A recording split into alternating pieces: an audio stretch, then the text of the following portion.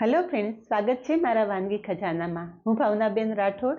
આજે આપણે બનાવીશું ઇન્સ્ટન્ટ હાંડવો. તો ફ્રેન્ડ્સ, આ હાંડવો બનાવવામાં નથી તમારે આથો લેવો, નથી દાળ ચોખા પલાળવા કે નથી વધારાની કોઈ મહેનત કરવી. મસ્ત મજાના ફ્રેશ લીલા વટાણા આવે છે, તો લીલા વટાણા અને લીલી મેથી સાથે હાંડવો તૈયાર કરેલો છે.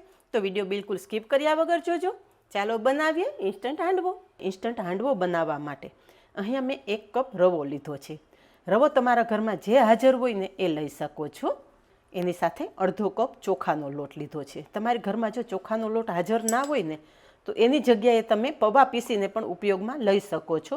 પૌવાથી પણ આ હાંડવો એકદમ સોફ્ટ જ તૈયાર થશે અને હાંડવો ખાવામાં એકદમ સ્વાદિષ્ટ લાગે અને સોફ્ટ બને ને એ માટે અડધો કપ ચણાનો લોટ પણ ઉમેરશું. હવે પહેલાં ત્રણેય સામગ્રી મિક્સ કરી લઈશું. અહીંયા બધું જ સરસ મિક્સ કરી લીધા પછી 1 કપ મેં સહેજ ખાટું એવું દહીં લીધું છે. થોડું ખાટું દહીં લેશો ને એટલે હાંડવામાં બહુ મસ્ત ટેસ્ટ આવશે. દહીં આપણે સરસ મિક્સ કરી લેશું. 1 કપ દહીં ઉમેર્યું, સાથે 1 કપ પાણી પણ ઉમેરી દઈશું. પણ પાણી થોડું થોડું કરતાં મિક્સ કરવાનું. આ બેટર આપણે વધારે ઢીલું નથી કરવાનું. અહીંયા બધું મિક્સ કરી દીધા પછી જુઓ કે આ રીતના આપણે બેટર તૈયાર કરેલું છે. આપણે રવો, ચોખાનો લોટ અને ચણાનો લોટ ત્રણેય વસ્તુ લીધી છે ને ત્રણેય વસ્તુ પાણી એબ્ઝોર્બ કરશે. એટલે અત્યારે તમે બેટરની કન્સિસ્ટન્સી જોઈ શકો છો. હવે આ બેટરને રેસ્ટ કરવા મૂકવું પડશે. તો 15થી 20 મિનિટ બેટર ઢાંકીને સાઈડ પર રાખી દેશું. અને જે મેં 1 કપ પાણી લીધેલું ને એમાં 1/4 કપ જેટલું પાણી બચી ગયેલું છે. હવે બેટર રેસ્ટ કરે ને ત્યાં સુધીમાં આપણે આગળની પ્રોસેસ કરી લઈએ. તો અહીંયા મેં એક મિક્સર જાર લીધું છે. મિક્સર જારમાં 1 કપ વટાણા ઉમેરશું. વટાણાની સાથે જ 2 લીલા મરચાંના ટુકડા અને થોડું આદું ઉમેરી દેશું અને બધું ક્રશ કરી લેશું. અહીંયા વટાણા ક્રશ કરી લીધા છે અને તમે જુઓ ફ્રેન્ડ્સ કે આ રીતે અધકચરા ક્રશ કરી લીધા છે. કોઈ વટાણા આખા પણ છે. વટાણાની એકદમ ફાઇન પેસ્ટ નથી કરી નાખવાની. હાંડવો ખાવા ટાઈમે આ આખા વટાણાનો ટેસ્ટ બહુ સરસ આવશે. હવે ક્રશ કરેલા વટાણા સાઈડ પર રાખી દેશું. અને અહીંયા મેં 1 કપ બારીક સમારેલી લીલી મેથી લીધી છે. લીલી મેથીના પણ આ રીતે પાન ચૂંટી લેવાના, ડાળખીનો ભાગ નથી લેવાનો અને બારીક સમારી લેવાની છે. સમારેલી મેથી છે ને આપણે થોડી સાંતળી લેશું જેથી હાંડવામાં એકદમ મસ્ત ટેસ્ટ આવે. તો મેથી સાતળવા માટે ગેસ પર કડાઈમાં 1 ચમચી જેટલું જ તેલ ઉમેરશું. વધારે તેલ ઉમેરવાની જરૂર નથી. અહીંયા તેલ સરસ ગરમ થઈ ગયું છે તો આપણે સમારેલી મેથી તેલમાં ઉમેરી દઈશું. ગેસની ફ્લેમ મીડિયમ રાખી અને મેથીને સરસ છાંટડી લઈશું. તમને એવો પ્રશ્ન થશે કે મેથી તો કાચી પણ ઉમેરી શકત, પણ કાચી મેથી ઉમેરો ને તો થોડી કડવાશ લાગે. પણ તમે મેથી સાંતળીને હાંડવાના બેટરમાં ઉમેરશો ને તો મેથીની કડવાશ થોડીક ઓછી થઈ જશે અને મેથીનો સ્વાદ પણ વધી જશે. બસ માત્ર 1 જ મિનિટમાં આપણી મેથી એકદમ મસ્ત સંતળાઈ ગઈ છે. આ બધી પ્રોસેસ કરીને ત્યાં સુધીમાં આપણું બેટર પણ રેસ્ટ કરીને તૈયાર થઈ ગયું છે. એ પણ ચેક કરી લઈએ. તો અહીંયા બેટર ચેક કરીએ ને તો તમે જુઓ કે બેટર રેસ્ટ કર્યા પછી થીક થઈ ગયું છે. જ્યારે આપણે બેટર સાથે દહીં અને પાણી મિક્સ કર્યું ને ત્યારે બેટર રિબિનની જેમ પડતું હતું અને અત્યારે તમે જોઈ શકો છો કે આ રીતે પડે છે. તો હવે બેટર સાથે મસાલા કરી લઈએ. સ્વાદ પ્રમાણે મીઠું, અડધી ચમચી લાલ મરચું, 1 ચમચી ધાણા જીરું, અડધી ચમચી હળદર અને 1 ચમચી ખાંડ ઉમેરશું. હાંડવો થોડો ખાટો મીઠો હોય ને તો વધારે સરસ લાગે એટલે ખાંડ બિલકુલ સ્કીપ નહીં કરવાની. કે વેજીટેબલમાં 1 કેપ્સિકમ આ રીતે સમારીને લીધેલું છે. વેજીટેબલ તમારી પાસે જે હાજર હોય ને એ ઉપયોગમાં લઈ શકો છો. અત્યારે આપણે લીલા વટાણા, મેથી અને કેપ્સિકમનો ઉપયોગ કરશું. તો જે વટાણા ક્રશ કરીને રાખેલા છે ને એ પણ ઉમેરી દેશું અને સાથે મુઠ્ઠી જેટલી ફ્રેશ સમારેલી કોથમરી પણ ઉમેરી દેશું. અહીંયા તમે જોયું ને ફ્રેન્ડ્સ કે લોટ કરતાં વેજીટેબલનો વધારે ઉપયોગ કરેલો છે. આ રીતે તમે બાળકોને વેજીટેબલ ખવડાવી શકો છો. હવે જે સાંતળીને રાખેલી મેથી છે ને એ પણ ઉમેરી દેશું. ઘણી વખત ઘરમાં બાળકો વેજીટેબલ ખાવા બહુ પસંદ નથી કરતા, પણ તમે આ રીતે બનાવશો ને તો ઘરમાં નાનાથી મોટા બધાને ઘણા બધા બેનિફિટ મળશે. હવે આ બધું જ સરસ મિક્સ કરી લેશું. અહીંયા બધું મિક્સ કરી લીધા પછી બેટર થોડું થીક લાગે છે. આટલા થીક બેટર સાથે જો આપણે હાંડવો બનાવશું ને તો હાંડવો એકદમ સરસ જાળીદાર તૈયાર નહીં થાય. વધેલું પાણી હતું ને એમાંથી થોડું થોડું પાણી મિક્સ કરશું. તો અહીંયા બાકી બચેલું બધું જ પાણી મેં ઉમેરી દીધું છે અને સરસ મિક્સ કરી લીધું છે. અહીં આપણું બેટર સરસ તૈયાર થઈ ગયું છે. હવે આ બેટર ઉપર એક સ્પેશિયલ વઘાર કરવાનો છે.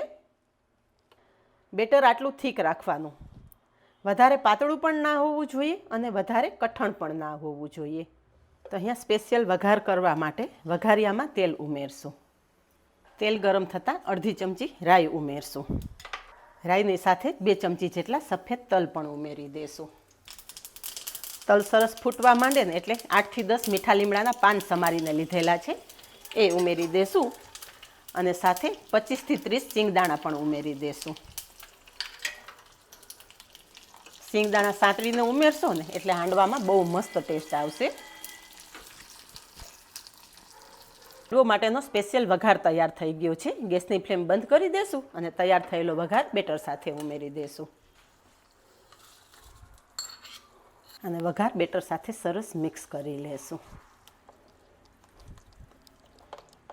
અડધી ચમચી જેટલા કુકિંગ સોડા ઉમેરશું. તમે કુકિંગ સોડાની જગ્યાએ ઈનોનો પણ ઉપયોગ કરી શકો છો. અને સોડા ઝડપથી એક્ટિવેટ કરવા માટે 1 નાના લીંબુનો રસ ઉમેરશું. 2 થી 3 ચમચી જેટલો લીંબુનો રસ થશે. કુકિંગ સોડા ઉમેરતા હોય ને તો લીંબુનો રસ ખાસ ઉમેરવાનો, જેથી કુકિંગ સોડા સરસ એક્ટિવેટ થાય અને તમારી વેરાયટી ફ્લફી થાય. કુકિંગ સોડા બેટર સાથે એકદમ સારી રીતે મિક્સ કરી લેશું. તો અહીંયા કુકિંગ સોડા મિક્સ કર્યા પછી તમે જુઓ કે બેટર કેટલું ફ્લફી તૈયાર થઈ ગયું છે. બસ હવે હાંડવો બનાવી લઈએ.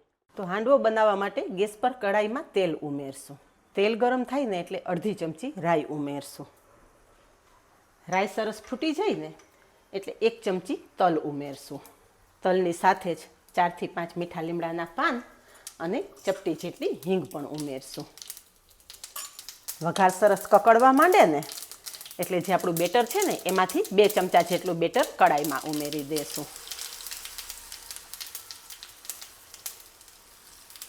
અને સરસ ફેલાવી દેશું. કઢાઈમાં બેટર ફેલાવી દીધા પછી ઉપર પણ થોડા તલ છાંટી દેશું, જેથી આમ બેટર કાચું હોય ને ત્યાં જ આપણા તલ સરસ બેટર સાથે ચીપકી જાય. ગેસની ફ્લેમ એકદમ ધીમી રાખશું અને ઢાંકણ ઢાંકી દેશું. હાંડવો મૂક્યો એને 10 મિનિટ જેવો સમય થઈ ગયો છે. એક વખત ચેક કરી લઈએ.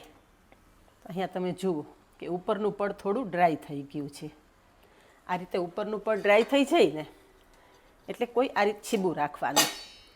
છીબું રાખીને હાંડવો આ રીતે પલટાવી લેવાનો.